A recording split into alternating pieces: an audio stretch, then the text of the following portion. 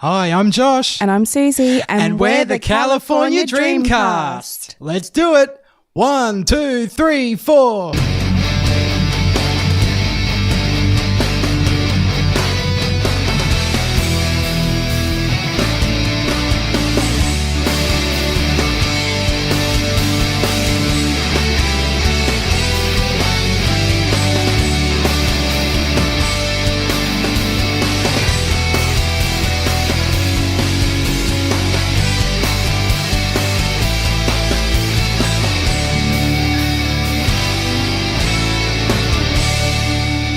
...2017 marks the 25th anniversary of California Dreams debuting on NBC Saturday morning. Many of us remember it from the 90s. It's a show that I grew up on. It's a show that, Suzi, you have just recently discovered. Yeah, I was more of the Nickelodeon sort of 90s kid growing up. So, although I did watch a bit of California Dreams before Sweet Valley High on Saturday mornings. So. I think many of us did indeed. And of course, after Saved by the Bell.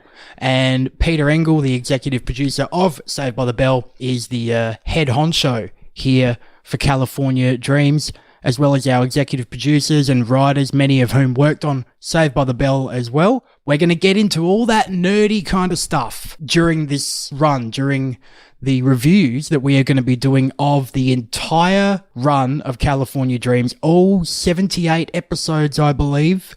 78. If I'm wrong there, we'll blame the Wikipedia page. But, yeah. I'm not sure if the same person is behind the Wikipedia page that is the California Dreams Facebook page. But straight off the top, we've got to give a shout out to California Dreams Facebook page and just the great content up there. There's text interviews with many of the cast and rare photos and stuff. So folks, go and have a look there while you're listening to us. Our history with the show. Now, Suzi, you said you weren't as big on the teen sitcoms as, say, I was. No, like I've always been a cartoon junkie. So that's still to this day been my jam. Yeah, that's my jam. Yep. But it's been good rediscovering stuff from the 90s. I watched a lot of 90s unboxing, mystery unboxes on YouTube and looking at all the classic stuff from the 90s, like slap bands and those tattoo necklaces that you could get. They were just the bomb growing up. I always wanted a hypercolor t-shirt. Never had one. Do you remember those? Yeah. I thought you had one. Maybe. No. They were the ones where you put the handprint and you could. Yeah. That was. We're going to be getting into so much retro goodness. But all that stuff's back, like the 90s clothing, like you can, all the like rompers and stuff that they wore on the show, like the high-waisted shorts and jeans. Yeah, the rolled up jean shorts and the crop tops and stuff, that's all back in fashion now, so.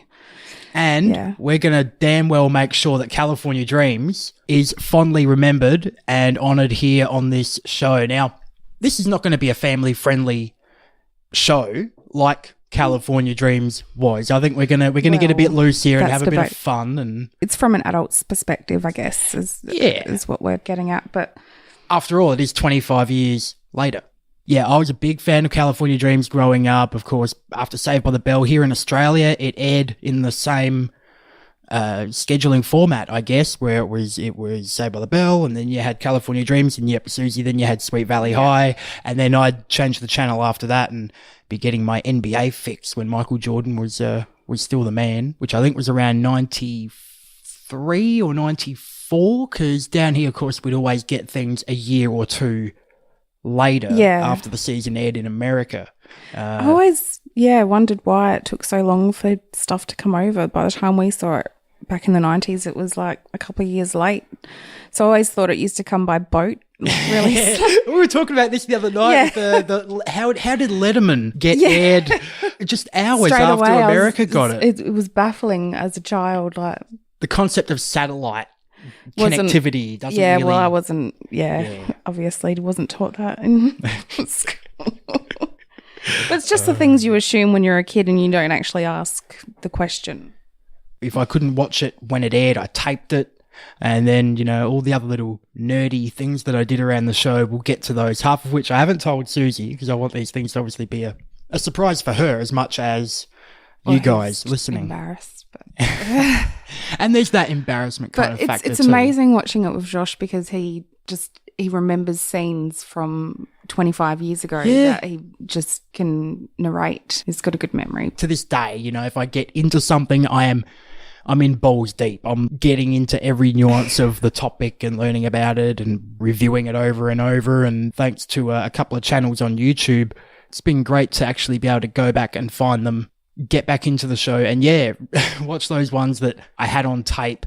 The next line of dialogue is coming out of my mouth, and I remember this song and that song, and because we looked them up on eBay on like $100 per season. Well, I would buy the box sets. Wow, no dramas if they were released in Region 4.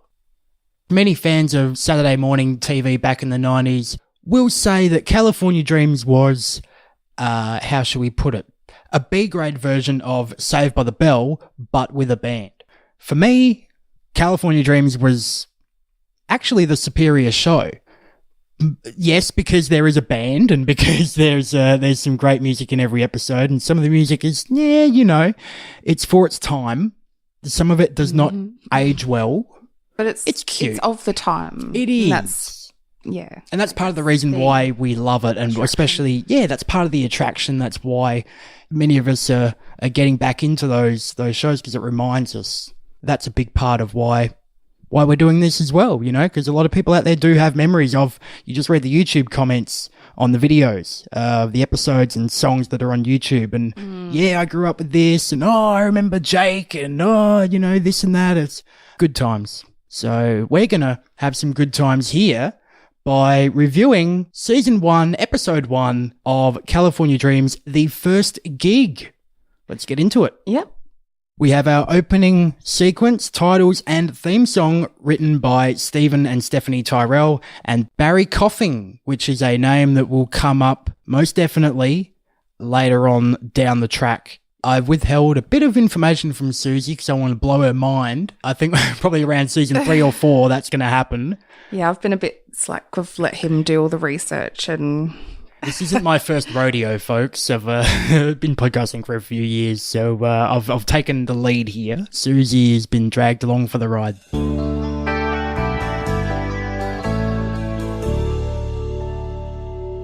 Surf dudes with attitudes, kind of groovy. We meet our cast. Brentley Gore, of course, playing Matt Garrison. Kelly Packard, playing Tiffany Smith. Antoine Wicks, played by William James Jones. Heidi Lennart, playing Jenny Garrison. Yep. Michael Cade, Sly Winkle. Michael Cutt, in the cut, playing Mr. Garrison. Gail Ramsey, Mrs. Garrison. And Ryan O'Neill as, what's his name? Chester? Dennis. Dennis. That's right, Dennis. Yes, Dennis the Menace. Oh boy. And creators, Brett Dewey, Ronald B. Solomon, and the EP here, of course, Peter Engel. This episode written by Dewey and Solomon, along with Noah Taft. Opening scene at the Garrison house with Mr. and Mrs. Garrison, and we meet Jenny, our co-lead singer and keyboardist. Now, right off the bat, we have a conundrum. If people are not spending money, they're not going to go to college, and her dad won't have his professor gig anymore, right? Wouldn't it be the opposite? Like, if they're saving money, that's probably a good sign they're going to go to college, because they're saving money so that they can go to uni. Yeah. Am I overthinking this? Yeah, completely overthinking it, because all I could focus on was the annoying kid Yep. while they're reading the newspaper. I guess I'll become a terrorist. Yeah, because his dad won't let him read the paper. It's the comics, but... Excuse me, I was reading that. But Dad, I thought you wanted me to take an interest in reading. Oh well, I guess I'll just become a terrorist. Keep it. Matter-of-factly, welcome Matt Garrison, our co-lead singer and guitarist. He wants a new amp that'll blow out the windows. Is that canned laughter or No. I believe that was definitely studio. Because I know that's one of your audience. pet hates. So It is. But no, we have a studio audience here. As Mini Matt teases Big Matt about his crush, Randy Joe. Joe. Uh-oh, Randy Joe. Introducing the man Sly Winkle and his first attempt to pick up. Fail. Hey, Jenny, what do you say you and I take a romantic little jaunt up the coast and find a cozy spot in the sand for two? That sounds wonderful. It does? Oh, we spread out a little blanket. Yeah. You put your arm around me. Uh-huh. Our lips move closer. Yeah. And just as we're about to kiss, you wake up and remember that you're a lonely, disgusting slime ball. Toodles. Pretty cringeworthy, those pickup attempts, especially in that cow vest ensemble. Oh, he's a walking milker commercial. That's what he is. What bar is I shouldn't be stealing OSW segments already? The Milky Bar Kid? No, Milka. Do you remember Milka in the purple and white wrapper? And there was like an animated cow. I'm not sure if you had this chocolate overseas, folks, Oh, but the in Chewy Australia. Loic. No, it's just a chocolate bar. I think Nestle made it. No, Nestle made the Milky Bar, like the Maybe it Milky was- Bar Kid. And he's wearing a vest, but he's like a cowboy sort of thing. So. Maybe it was. Let's look this up, folks, right here on the podcast. And let's see who made Milka. Chocolate is a brand of chocolate confection which originated in Switzerland in 1901. There we go. Oh, wow. What? They make Milka Oreos? No way. Okay. Oh, my God. All Put right. the phone down. I'm getting hungry now, folks. Getting sidetracked. Let's get back into this episode, shall we? Jenny's going boot shopping on Melrose. Yes, Sly should have taken his own advice here. Early bird gets the babes. If he'd gotten there before Jenny's politically charged rant earlier on, she might have been up for it. We cut to our home away from home, Sharky's. Mm-hmm. Just like Happy Days had Arnold's and Saved by the Bell had the Max, which, by the way, there is a Max replica restaurant opening in LA very soon. It's under construction. What's that? The hangout in Saved by the Bell, the Max, Yeah, so I didn't watch much of that either. they are building a replica, the Max. It's called Saved by the okay. Max. So if you're in that region or you're heading They to have a lot California, of those pop-up restaurants, but they're only usually around for a couple of months. Like they had there was a Double R Diner, a Twin Peaks one, opened in LA for, I think it was 1 or 2 days. Yeah, they had a Tim Burton one that was open a couple of months ago. That looked really cool. That would be really, really awesome. Maybe we can, I don't know, one day get a Sharky's opening up somewhere. You never know. We could convince somebody. So, of course, we see Sly dressed like a Milka commercial once again. Just don't call him Sylvester. And he's trying to get the manager's gig, Managers which who he's put having the E in Bowie. Who put the in Guns Roses? Oh my god! I love that bit. I love that. The Yeah. in Guns Roses. That I dug that. And in comes Tony Wicks, drummer, who tries his hardest to pick up as well. Tiffany Smith, bass player, who's like, I was surfing and there were 20 guys around me. I don't get it. It's such a big ocean. Laughs ensue. We get our first great comedic moment from Brentley Gore when describing his attempts to engage with his crush, Randy Joe. Why don't you just go over and ask her? I can't. I get all stupid. In my mind, I'm saying you're so beautiful, but my mouth says you're so blah, blah, blah. And there's going to be moments in this series where we see the highly underrated, I believe, comedic timing. Some of the stuff that he comes out with is actually pretty good, especially in the Western episode that we're going to get to. It gets better, I feel, after this. People get more comfortable in their roles, I think, and with the characters. And then, especially, heading into season 2, we get, we get some really good stuff. But, yes, so in walks Randy Joe. Matt is speechless, but Randy Joe is keen to hear the Dreams play at rehearsal, which will take place at Chateau Garrison, the garage. The garage of the Garrisons. And I noticed, ironically here, 128 Riverside Drive, 128 being the bitrate of MP3s that would end up killing the music industry. Cut to Matt and Jenny's garage. Band is sound checking. Matt is still tongue-tied. Now, if there is ever a California Dreams song that belongs in High School Musical or in a music library under Sports Highlights number 4, this is it. This is just, I love it. Close your eyes and you will see what it means to be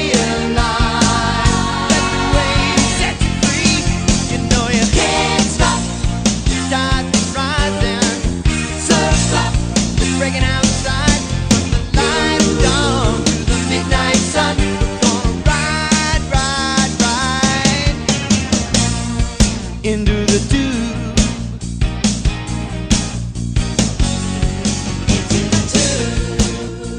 And Randy Jo reveals that she's having a Sweet 16 this Friday and wants to hire the Dreams. They got their first gig. Woohoo! Sly says they won't play for under $250, and she's loaded apparently. So, and that is a big fat yes. She's having her birthday at her parents' yacht club. So yeah, that's a good sign that she is well off.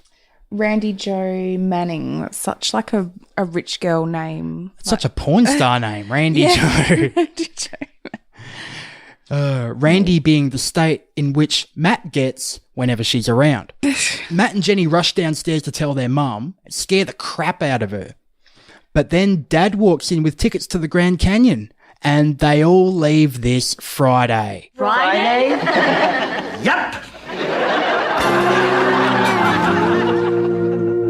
There are some great little breakers here that lead us into what would have been commercial breaks. I love those little just things like, I love that stuff. So good. Matt and Jenny tell the band about the canyon, then try and convince Mum to tell Dad about the gig. Here we get Dennis, and if he hangs around longer than one season, we are all doomed. Doomed! Then the mum enters, Yes. asking about the date, and you can see Matt getting more and more agitated, obviously, with the Inquisition. The interrogation is under right here. It's insane. The girls suggest asking Randy Jo to move her Sweet 16 party. Good luck with that. But Matt landed a date with her, yet couldn't ask her about moving the party. In Matt's room, and Dennis the Menace gets a good drilling about knocking before entering. Matt tells Dad about the scheduling conflict, and Dad is disappointed, but he's not mad. He's actually proud of the band, but to be fair, I mean, he had what he got coming to him. Who doesn't ask a 16-year-old with a heavy social life what they're doing this Friday? That's a bad surprise. Hey, you're going to take the day off school Wednesday and we're going to go. Fantastic, bang. I'm sure they'd be up for that. But on a Friday night, come on. If he just asked and said, no, we've got a gig, I think it's an integral part to the show. Kind of helps give us some material. Disregards his social life. So. Yeah, so cut to Sharkies. The band is told they have to cancel the gig, and we get the first long-winded, stretched-out, rambling line of the next big thing, singing drumstick, twirling cross-colours, wearing Tony. What would you do if it was your dad? Are you kidding? When I tell that big, mean, gig-wrecking, move this family out the ghetto to have a better life popsicle head, that I'm going to the Grand Canyon. Sly has an idea, and an amazing purple and green vest. This is the vestige of fashion right here. It's vests everywhere. Vests everywhere. Yes, vests everywhere. Indeed. Oh my God, this is the absolute best TV show ever. Oh no. Sly. So Sly proposes to help solve their problem. It's a very poorly, what I thought. Maybe I just didn't watch enough of it. Like, I've watched it like 3 or 4 times, but You don't have the attention span that I do. I glaze over like every now and then. I'm surprised But I I've kept just her found- attention here for this show so far, folks. Let me tell you. I found it was just so poorly constructed because the next scene they're in Sharkies again.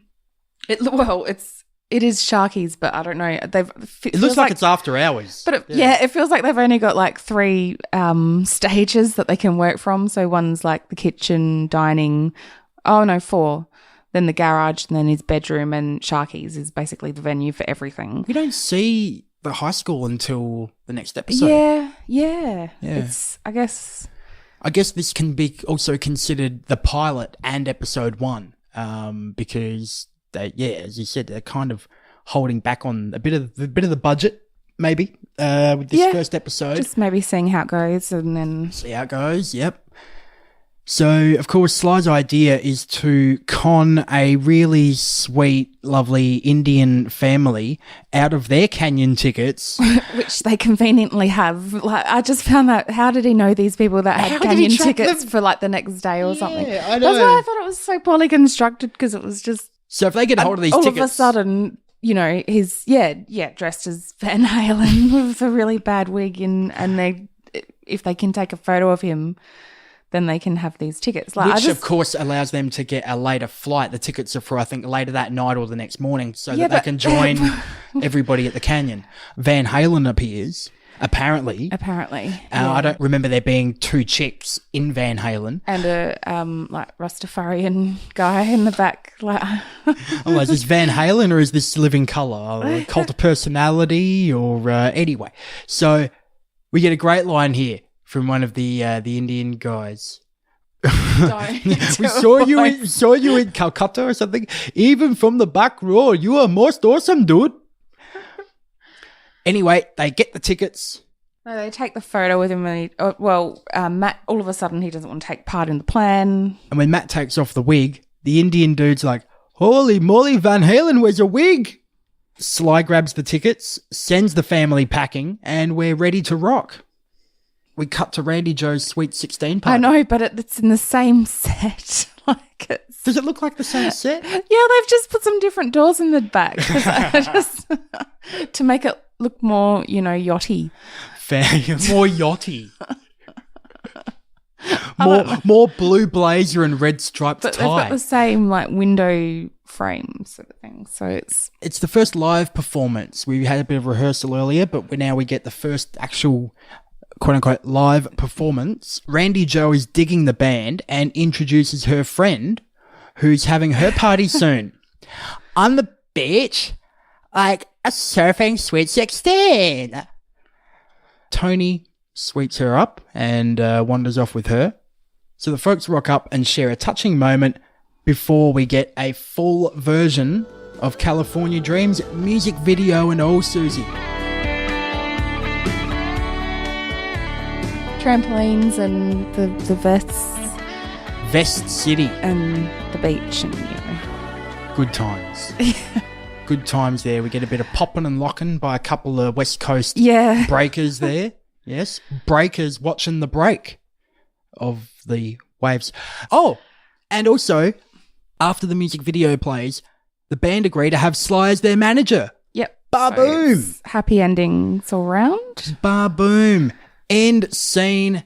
And we get the closing credits. And that is the first episode of California Dreams. So, Suzi, synopsis here? Yeah, I mean...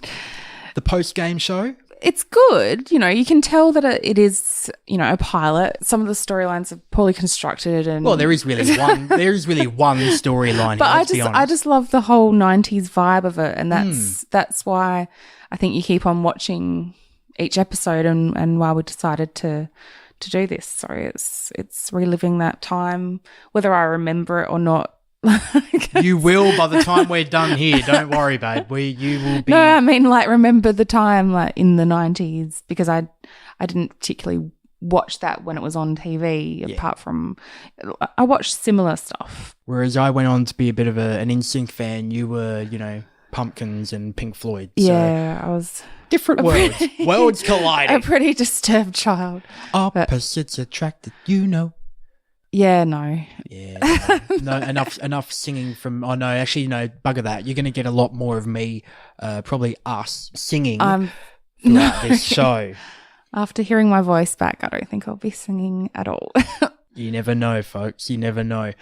Before we wrap up here for the first episode of the California Dream Cast, we've got to give a big shout out to Beth at Connell7 on Twitter, who one of our first followers on Twitter, and left us her memories of the show. Yeah, and come along and leave your memories of the show if you've got any. What's our Twitter? Our Twitter is at Cal Dreamscast, and you can find us on Facebook at California Dreamcast. Yep. That's where you can find us there. And Beth sent us a tweet. Love California Dreams, especially J. Anthony Frankie, who we will see in Season 2. And Kelly Packard really enjoyed the show. Thank you so much, Beth. Do hit us up with your California Dreams memories, as Suzi said. And yeah, we'll read them out here on the show. We'll give you a shout out. When I got back into rediscovering and my love for the show, went searching for a podcast to listen to and hear some of this kind of waffle on that we've just given you, and I couldn't find anything. But we are here for the dreamers. Our theme music is the California Dreams cover by Adam Massacre. Check out Adam Massacre on YouTube, especially if you're a WWE fan, as I am. He's done some rad covers of WWE theme songs, so go check those out. And of course, his California Dreams cover, which is pretty freaking awesome. So awesome, I decided really that's going to be the first thing you hear every episode. Thank you, Adam Massacre. Please do subscribe on iTunes. Check us out. We're going to try and get the show added to iHeartRadio very soon. So, but for now, iTunes or our Libsyn page, californiadreamcast.libsyn.com. And give us a rating and review if you are on iTunes as well, because that really does help podcasts get seen by more people in the iTunes store and in the directories elsewhere. So a rating and a review would be much, much appreciated. That is it for the first California Dreamcast. Thank you so much for listening. I'm Josh. I'm Susie. Until next time, stay stout.